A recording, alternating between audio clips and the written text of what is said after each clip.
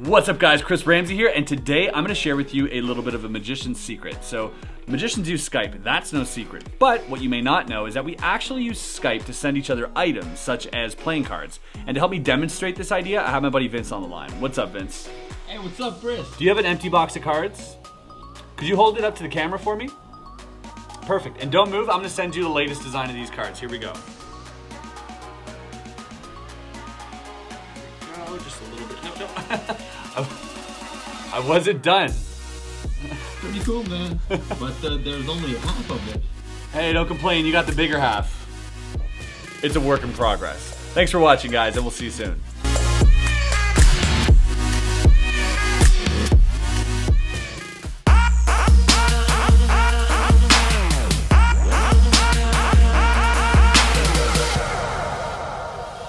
Yo, what's going on guys? Chris Ramsay here, and today we're gonna check out some videos I did for Skype. So recently I partnered up with Skype to basically help promote their brand through magic and through my sort of Instagram. So the first clip you just saw in the intro was actually something I'd worked on for them. We're gonna talk about all the little sort of videos that I did for them and how I came up with the ideas and the creative process behind them, and maybe you guys will get something out of it. That first clip was actually, that probably took literally about 30 takes. Maybe even more. The idea was that of Luber Fielders, which Luber was a great mind in magic.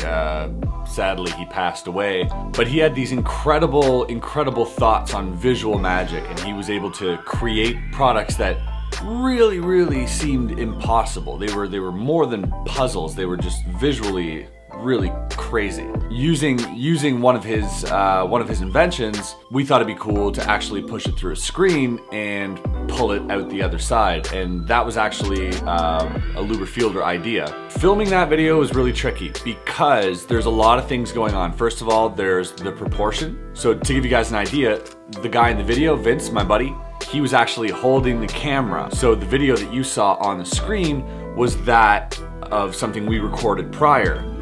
And then he filmed me pushing the cards through the screen to himself.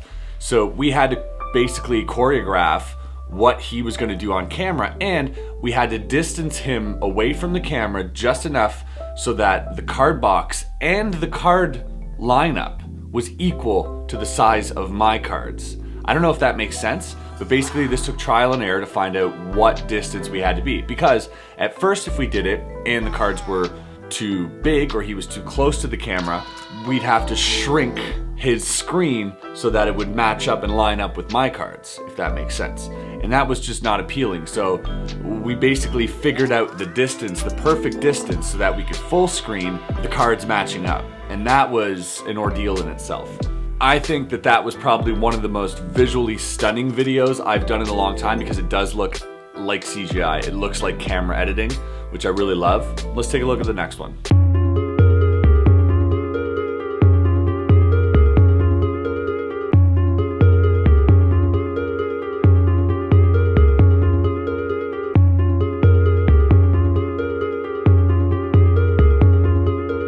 So that one was a Cinemagraph. Cinemagraph is basically like a moving still. It's like a thumbnail that moves in one portion of the picture. And these things are very magical. Now, I used to do these, I think last year or 2 years ago, and throw them up on my Instagram. So springs, dribbles, like all sorts of things using cinemagraphs, because I think there's like an inherently magical quality about not only the video looping, but I like to add like a looping track behind it as well, so you don't definitively know where the video starts or ends, and it gives you kind of this like hypnotizing feeling while you're watching it. So you don't know if you've been watching it for like a minute or like 3 days. It's really one of those cool things. So I took the video, brought it into Final Cut, color graded it, brought it into Photoshop, did the Cinemagraph, rendered it as a movie, brought it back into Final Cut, and then added a soundtrack and looped that soundtrack perfectly so that it would just replay on Instagram. Let's take a look at the next one.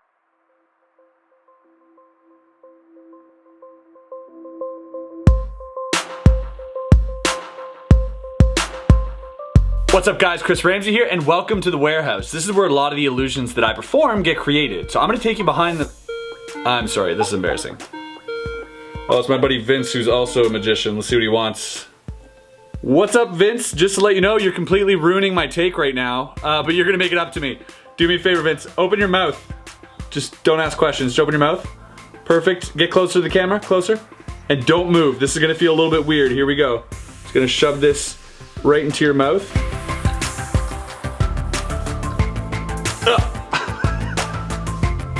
How you feeling? Thanks for helping out. And guys, thanks for watching. I gotta get back to work actually, so stay tuned to the next video. Peace.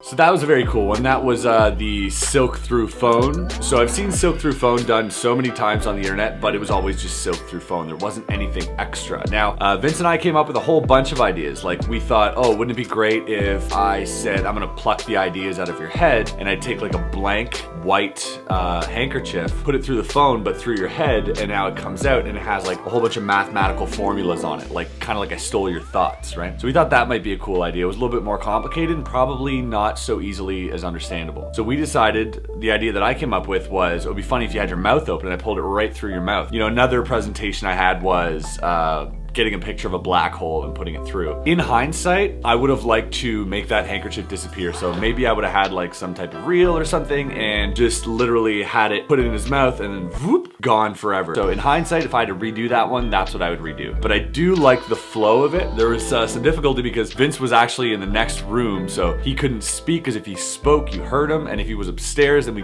I couldn't tell him when to open his mouth. Like it was a weird thing. So, but we got through it, and I think it turned out pretty great. The next video is probably my favorite of the project, and probably also the most visual, and that one that probably took the most amount of time. Check it out. You know, one thing I like about Skype is that you can take your work with you on the go, which is important if you're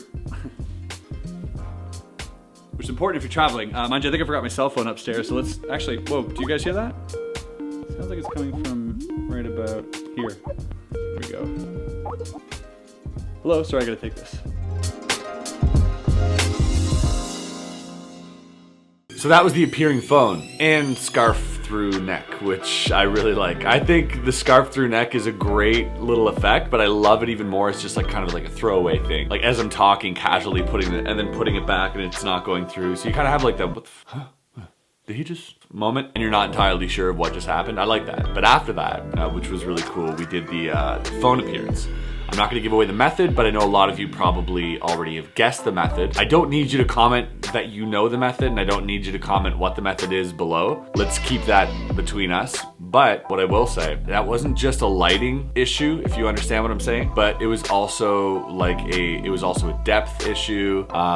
It was a weight issue. So there was a lot of things that we had to overcome before we got to that point. And I'm really glad we did it because it turned out really, really well. There's some great sleight of hand involved there, and a lot of people really thought it was, like magician friends of mine thought, wow, that's a great use of a camera cut. I was like, there's no camera cut. And they were like, what? But there is no camera cut. There's no camera tricks. None of these actually, aside from like the Cinemagraph, have camera tricks. They're all practical. Basically, they could be performed in real life. They might have to be 12 feet away, but they could be performed in real life. I had to come up with so many Skype-related ideas in videos. I had a lot more. I actually had one. I can probably show you guys. Here, I'll show you guys just a snippet of this video, and the reason I'm just gonna show you a snippet, there's no audio. We forgot to turn on the audio when filming, but what I had done is I had basically borrowed a spectator's phone, had him go through all of his Skype contacts, think of a random one, just think of one, hold his phone up, and that Skype contact called him, and it was the one he was thinking of. Yeah, I know, it was probably the most amazing effect I've ever shot. I came up with it, and it was just this thing which I was like, wow, this is great. Any thought of Skype contact calls you while you hold the phone. So that was the effect. I can show you a snippet, here you go. Hey, what's going on, man? What's your name? Oh, my name's Mark. Awesome, do you have a phone, Mark? Can I borrow a cell phone? Yeah, here you go. Perfect. We're gonna go into Skype. You have Skype? Yes, I do. All right, we're gonna go into Skype, and so you have literally like dozens and dozens of contacts here. Literally like hundreds of contacts. Can you just think of one of these people? Just think of one of these. I don't want you to. Sure, yeah, got it. You already got it? You're already thinking of it? Yeah, got it. Yeah.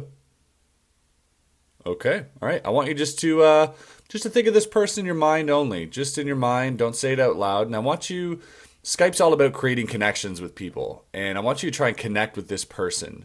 Go ahead and touch my finger and just think of this person. Just concentrate. Okay. Someone's calling. This is impossible. What is the name of the person you're thinking of? Eric Tremblay. Look who's calling. Oh my god! What? No way. Get out of here. Okay, I'll call you back, Eric. Whoa. Thanks, guys. So that was that. Again, you're just gonna have to take my word for it that that's what happened. The next video here is a tutorial. So this is something that you guys can learn if you haven't already learned this. It's a rubber band through finger effect, a very, very old sort of effect, but something I could teach under a minute. So I want to do that top-down shot and something for everybody to just sort of show their friends, something they can just go out and show their friends and maybe impress them with. Nothing too technical. So have a look.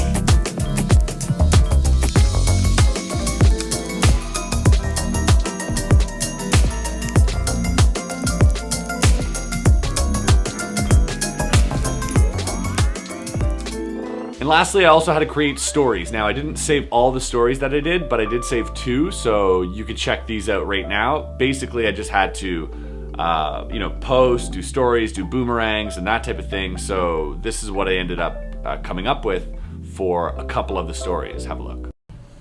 If you hold playing cards up to a light, you can actually see through them. I have the 2 of spades here, the 4 of clubs, 6 of spades, 7 of clubs, 8 of spades. But if you just give them a little bit of a twist like this, they turn into a royal flush. You know, file sharing through Skype is super easy. I remember the days when you had to compress your files down to like the smallest things that your friends could get them. Kind of like compressing a deck of cards, just like that. But you don't need to do that anymore, so you're good.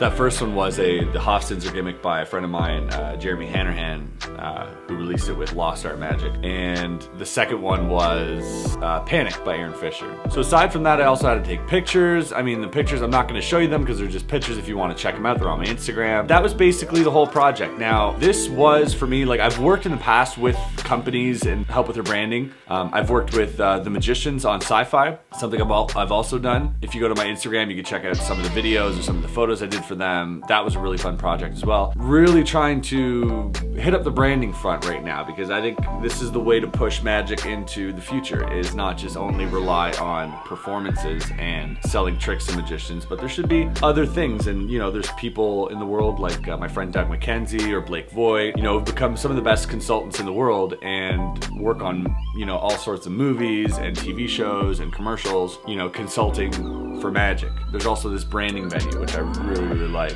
I'm starting to get my feet wet, and I think this is a really cool path for me to pursue because of the sort of passion I have for not only filming, but editing as well, performing on camera, being a personality on camera, using all my skill sets in one sort of package that I can offer a company. I think that presents a lot of value. But again, just another branch of magic that you could use for your possible career. You know, a lot of you ask me, how do I transition from being an amateur magician to a professional magician? I don't think it happens overnight. I think this is a transitional thing that'll happen over years. You won't realize it until you're in it, and you'll look back and you'll be like, wow, okay, I've become a magician. Because I do think that you're gonna get 1 gig, and then you're gonna gig a month, and then 2 gigs a month, and then you've got this unlocked, and then this, boom, boom, boom, put all these things together, and now you're just basically a full-time thing. It doesn't happen overnight, so just keep at it, and whatever path you're going down, you're probably just moving down the right one, to be honest. So that's basically all I want to talk about in regards to the Skype thing. It was a lot of fun. They were so much fun to work with, and I look forward to perhaps possibly working with them again. They told me in quotes that it was the coolest takeover they ever had. had. So that was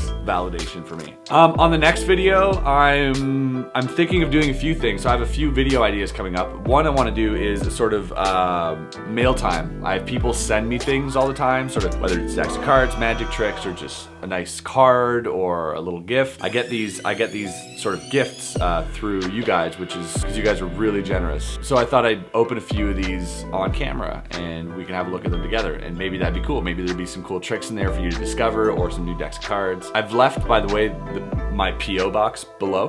Also wanted to do a video on my top 5 books for beginners. This is a video that I think is highly anticipated. I think you guys have been asking me since day one about which magic books to purchase, and I've dropped some knowledge here and there if you watch the videos, but I wanted to get into a more in-depth look on which books to buy if you're beginning magic, cards, coins, just general magic. And I'm gonna put the 5 books in one video. I'm going to perform a trick from each of the books, and I'm gonna talk about the book, and then I'm gonna tell you where to get it, and that'll be the video basically. So I'm looking forward to doing that, and I hope you guys really tune in for that one because it's an important one. So guys, that's it for me. I hope you enjoyed this episode, and I hope you enjoyed the sort of behind the scenes look at these effects and how I created them, and I really hope that you guys get something out of it. So thanks again for tuning in. You guys are always awesome, and we'll see you on the next video. All right, peace.